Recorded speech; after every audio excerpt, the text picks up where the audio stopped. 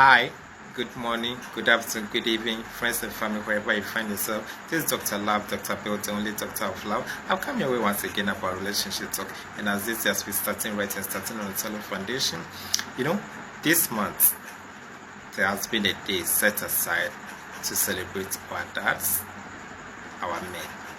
And the previous month there was a day set aside to celebrate our moms. And you know something?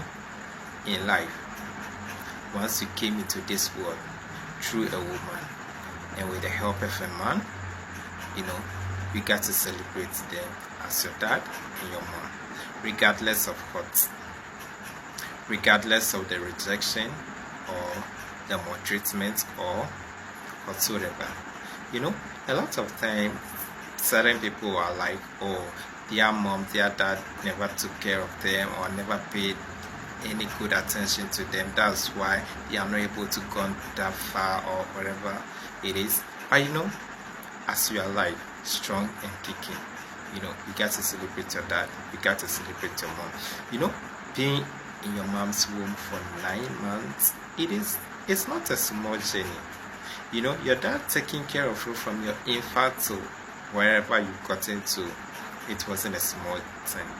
With your stubbornness and stuff, you've come this far by their help and their efforts and their sweats. So, you got to celebrate them. You got to let them know that, yes, the efforts that they input and the energy, their time, their money, resources that have brought you to this very hour or to wherever you got to before you started taking care of yourself, you appreciate it.